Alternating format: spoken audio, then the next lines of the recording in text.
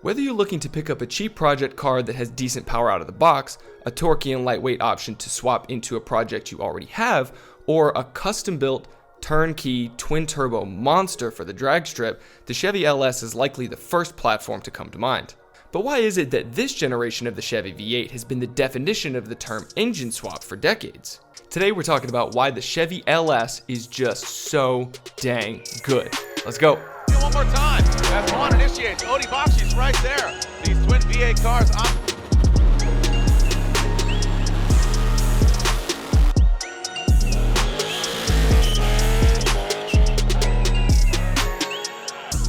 What's going on, guys? Welcome back to the channel. My name is Sean, and today we are talking about the oh-so-sweet Chevy LS. But before we jump in, make sure you subscribe to the channel. I put out new car content every single week, and if you like what you see in this video, make sure you give it a thumbs up down below.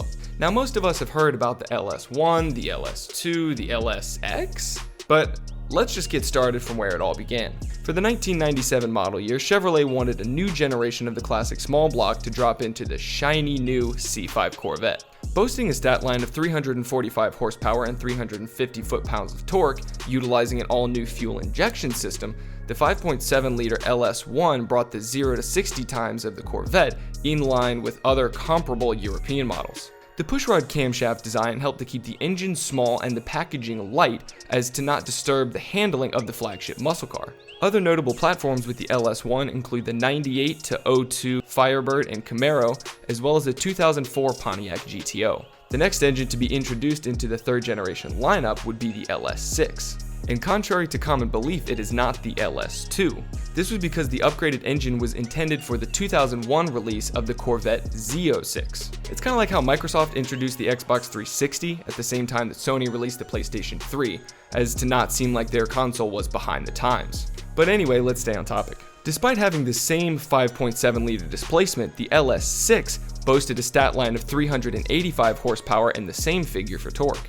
This extra power mostly came from an upgraded intake manifold, an upgraded camshaft, and a higher compression ratio of 10.5 to 1. And in 2002, the LS6 was tweaked even further to produce 405 horsepower and 400 foot-pounds. Around the same time that the LS1 was being produced, Chevy wanted to use this new technology to upgrade their truck engines. With this in mind, they released the 4.8-liter and the 5.3-liter Vortec engines. These differ from the LS series engines in that, 1, they are intended for use in trucks, and 2, they had an iron engine block as opposed to the aluminum engine block of their LS counterparts. And because so many GM trucks have been produced over the years, you can find these engines for stupid cheap in most pick-and-pull yards. These iron block Vortec engines didn't make the same power as their LS brothers, but because of their bottom-end strength, they are great for holding boost pressure from aftermarket turbos. So if you're looking for a cheap engine swap option with the intent to go to a turbo setup, your best bet is to go with the 5.3-liter Vortec. These engines were found in a slew of GM pickups and SUVs, so I'll just leave a list right here.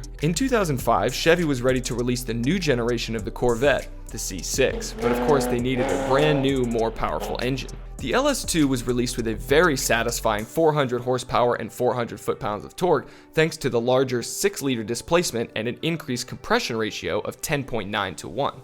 The LS2 uses the same engine head design as the LS1 and the LS6, so that means that many of the parts available for these engines are swappable. In 2008, Chevy decided to up the ante again with the LS3. Producing 430 horsepower and 424 foot-pounds of torque, it was the most powerful naturally aspirated LS engine to date. This extra power comes from the larger 6.2-liter displacement, in addition to the updated cylinder head design that featured rectangular intake ports versus the cathedral-style intake ports of the previous models. This means that the heads from the LS3 are not compatible with the models we've previously mentioned. Now, these are only a small handful of the LS engine variants out there. Other notable models include the 640 horsepower LS9, a supercharged variant of the LS3 intended specifically for the 2009 Corvette ZR1. Then you've got the LS7, which is a 7-liter V8 with a screaming 7,000 RPM redline. But that's enough about the history. Now let's talk about why the LS engine is so good and why it's the most commonly swapped option for project cars and resto mods alike. So you see, the thing is, the LS is small. Most modern engines use dual overhead camshafts with 4 valves per cylinder. However, the LS architecture is a little bit different. It uses a single camshaft inside the block, and the push rods are used to open and close the 2 valves per cylinder. This means that the engine can be narrower and shorter than its overhead camshaft counterparts. This allows the LS to maintain the standard high displacement of an American V8 while still being small and light. Perfect for swapping into your clapped out 240SX drift missile. But with that configuration, you would think that the LS would be sacrificing power and airflow. After all, having 4 valves per cylinder should flow more than 2 valves per cylinder, right? Well, the LS was created with this in mind, and the design of the intake and the engine head make the LS one of the best flowing engines ever made. So now you want to get your grubby little hands on one of these gems and go for a rip. Well, you've got a ton of options. You can find one at a local pick and pull yard, you can buy a donor car and rip its heart out, or you can look for a turnkey option. Independent companies such as Texas Speed are building brand new engines based on the LS architecture.